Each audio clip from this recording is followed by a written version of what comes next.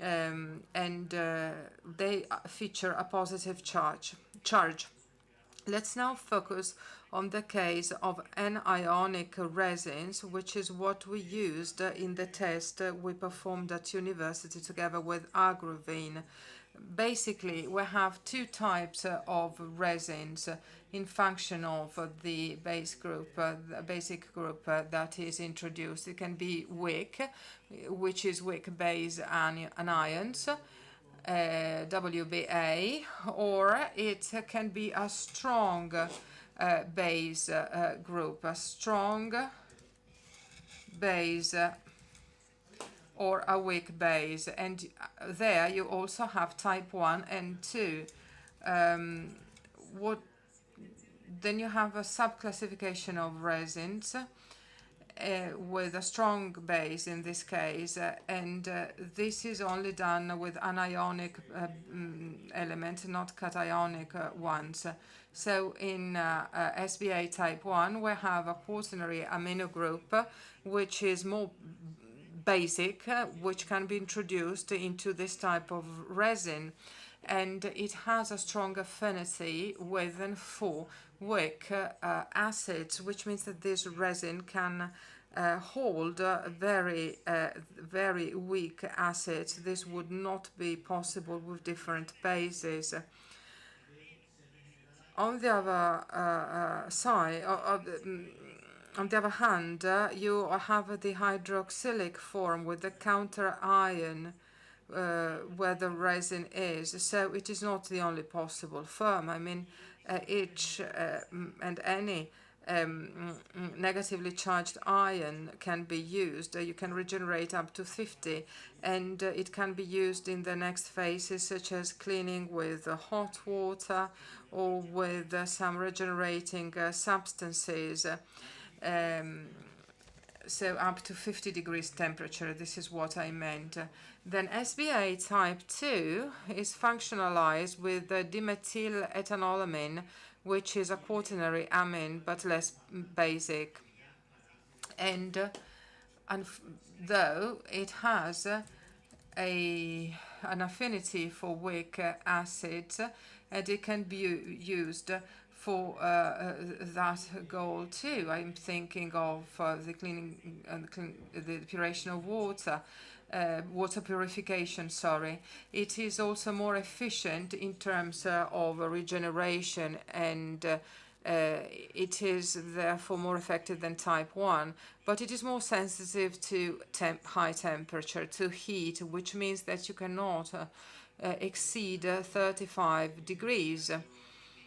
These resins are used in the food sector and have been used for a long time now, but this is not the only application, in that these resins have been extensively used for decades. In addition to the food sector, we might also mention metallurgical applications to retrieve interesting ions of metal such as silver or copper or gold that are dissolved, and also metal finishing, the chemical and oil industry, the pharmaceutical sector.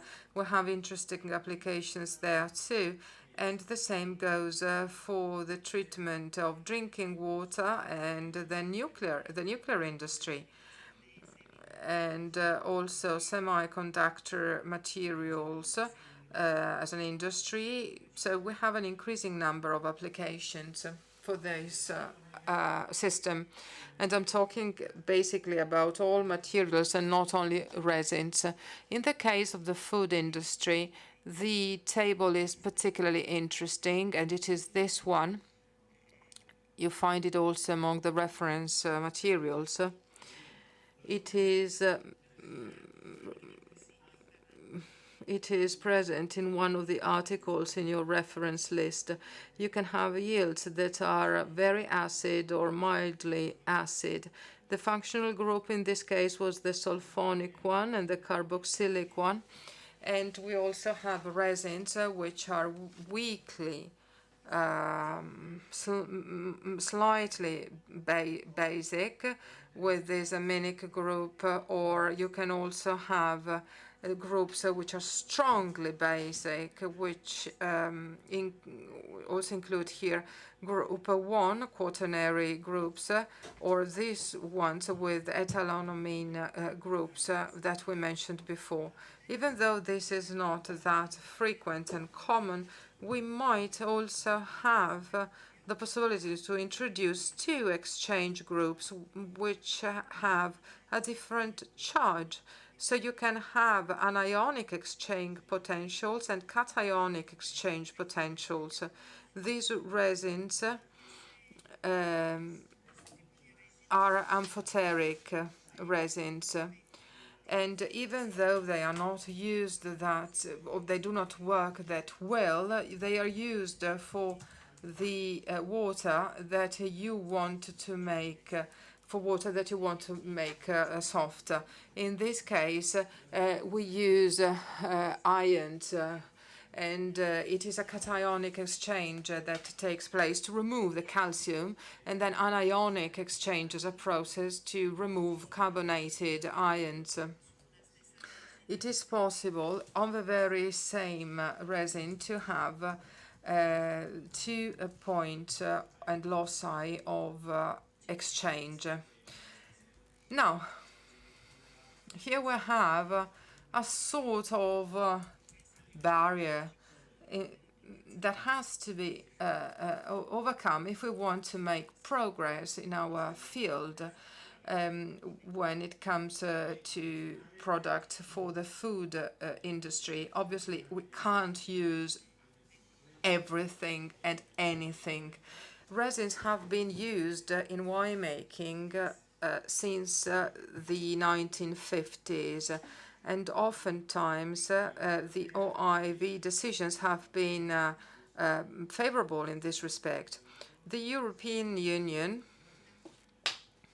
approved of their use in food processing and making in 2009. Hence, we can say that you limit the matrices for the resins, and they are limited to divinyl benzene or styrene elements, which have to include sulfonic or ammonium groups. So these are the requirements actually which are set out by the European Union. All substances which are approved for use in food, they should not give or release in food noxious substances or harmful substances. In this case, 1 milligram per liter of organic matter is the limit that can be released. That goes especially for the production of copolymers, such as solvents, structural units, the basic substances which are used for the production of copolymers. But the problems that were there in the past have been totally solved by the chemical industry. In our sector, this exchange has to be monitored under the surveillance and control of a professional operator who is knowledgeable about these things, that is an enologist, or it has to be a practitioner and technician that has been authorized by the European Union. So enologists are responsible for the correct application and usage of resins and good processing practices, in this case with ionic exchange resins. So that was a brief overview of the ion exchange resins. What we actually are interested in are the possibilities and opportunities to use these resins in enology. Well, we know that here we have the substitution of calcium ions with protons to avoid tartaric precipitation in wines, and this entails an increase in acidity, which normally is something desirable in red wines, also in white. While there, you have to also consider the increase in pH, which has a sensorial impact when tasting the wine. These applications should also be recalled and remembered in relation to different usages. Color is the first organoleptic quality and characteristic which is considered when tasting, and then you have visual aspects such as the fact that you have a bright color, or the and the absence of defects.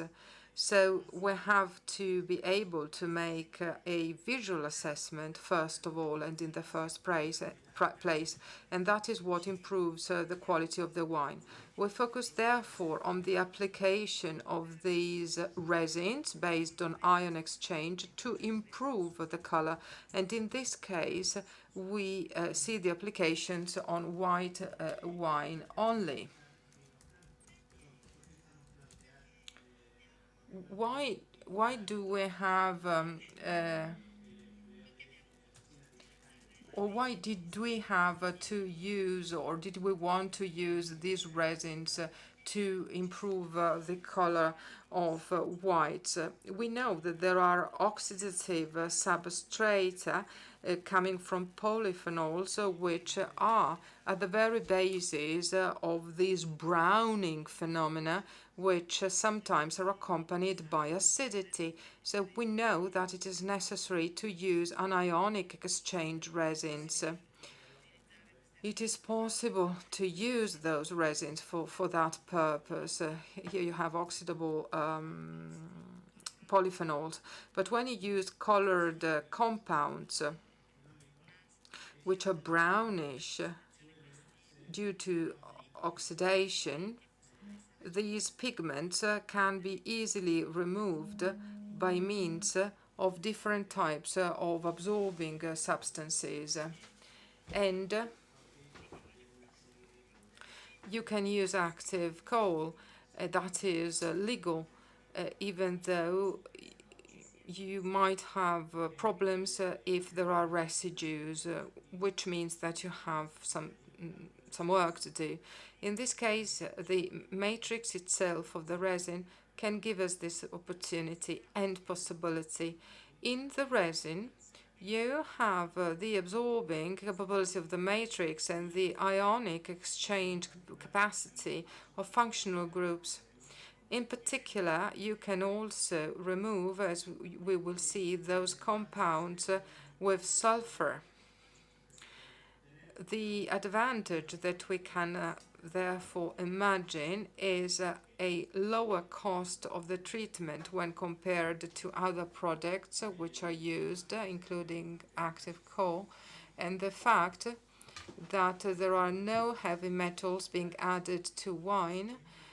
Then there is a valorization of specific aromas of the grape variety. In addition to that, this is a material that can be regenerated. You can fairly easily use it again, and after optimizing the process, it can be rapid, efficient, and environmental friendly. So, as we've just discussed, it has many benefits to offer, many positives that allow us to think that this might be an interesting technique to develop. Generally speaking, every time you work with the applications with these resins in the winemaking industry and in industrial applications in general, we have investigated it from three different standpoints: the selection of the most efficient resin, optimizing the exchange process, and then designing the resin so that it can be treated with a regenerant solution to clean it up, and that needs to be in line with the process. This is something that we've often disregarded in the past. We were only interested in the most efficient resin or in the optimization of the process, without considering the fact that the resin should be regenerated instead of replaced for and we were just interested in passing as many liters as possible, while the resin should be used 2 or 3 times. This is a cycle that theoretically at least could be repeated infinitely. But for the time being, we know that the number of uses is limited still. Now, in the exchange process that we've designed in order to be able to reuse resin, there are several steps. So the first step is activation, which is generally one that involves that the resin which is purchased may not be in the best suited form for use. There may be any counter ion contained in it, but we needed to understand which is the most effective counter ion. So we needed to activate it so that it has the most efficient form for our process. After that, there's a wash-up phase in order to eliminate the substances and the medium that was used to activate the resin and not to leave any residues in the wine, and so that there's no dilution with the rinsing water. Everything is emptied using nitrogen to push the fluid out of the resin so that it will clean up the spaces, the hollows in the resin. Then the wine is passed through the resin with the exchange that we want to obtain. And then if the resin needs to be reused, we needed to again empty the resin, repeat the wash-up cycle, the cleaning cycle, and starting a new exchange cycle. So from point 6 to point 4, we could repeat things cyclically.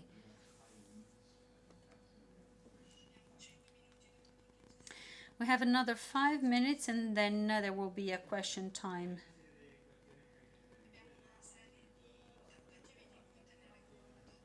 We have a number of questions that we should keep into consideration. Not any wine would work with this because of the turbidity of the cloudiness, because there's a risk that you might clog the column. Also, the polyphenols in the wine have a very important influence on the workability of the resin. This is the lab test that we ran to then escalate that to the industrial scale. These were the data used, the settings used to optimize the process. And we measured the difference in color simply between the fluid going in and the fluid coming out. This process was applied with a white wine produced from Iren grapes obtained from the pressing tail. A molecular study was carried out looking at what was going on in the wine. In the wine, we have oxidizable substrata such as caffeic and caphtoric acid. And also we have GRP, which is basically the oxidization product of the caphtoric acid with a 3-peptide, which is glutathione, that generates orthodiphenolic function, which is very important in this respect. You see the one before treatment, you have all these substances, including quercetin. And after treatment, there's a dramatic reduction in these compounds, and sometimes they disappear completely from the wine. And basically, we eliminate all oxidizable substrates. But as I said before, these substances can be removed because they contain an acidic group, and with the ionic exchange we can eliminate them. But also with substances that are not acidic, such as catechin or epicatechin, of which we are seeing the structure to the right-hand side, and this oxidizable orthodiphenolic group highlighted here in the circle. Here again, this is something that we need to study more depth. There is an absorbing effect on the part of the matrix. Once the tests had been carried out in the lab, we moved on to the semi-industrial applications.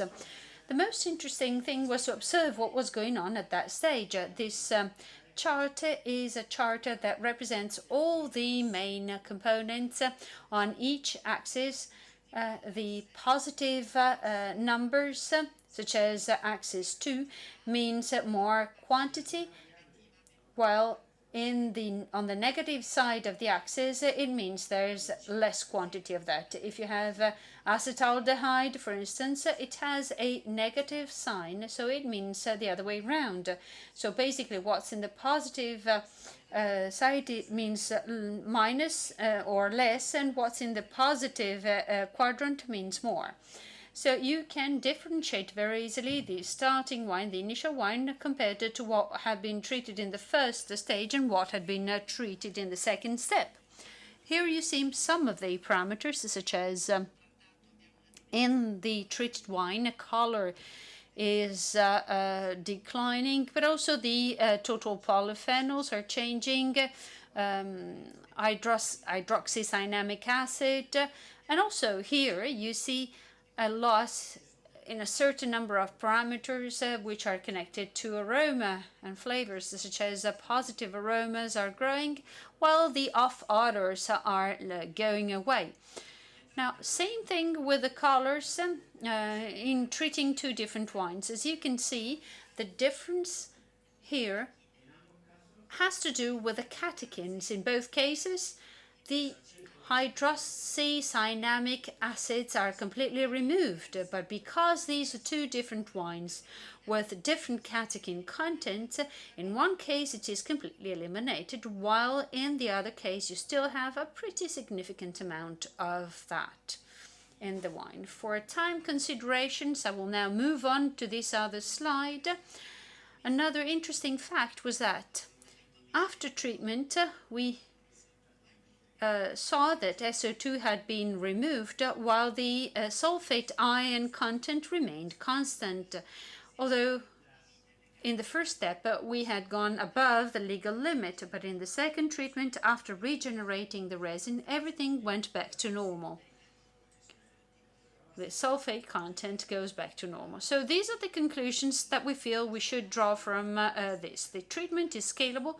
It can be implemented on a continuous basis and on a broader basis. We respect the typicity of the grapes and the aromas. The sulfur compounds which negatively affect the sensory evaluation are eliminated. The phenolic compounds that are oxidizable are dramatically reduced, and it's a cost-effective technique, and it does not yield any heavy metals to the wine. For the future, we'd like to use this technique in order to eliminate pesticides, to stabilize the protein content, to lower the SO2 concentration without using any thermal processes, heat processes, and to eliminate all undesirable substances and compounds. Everything was funded, and these is the bibliographical references. My apologies for taking more time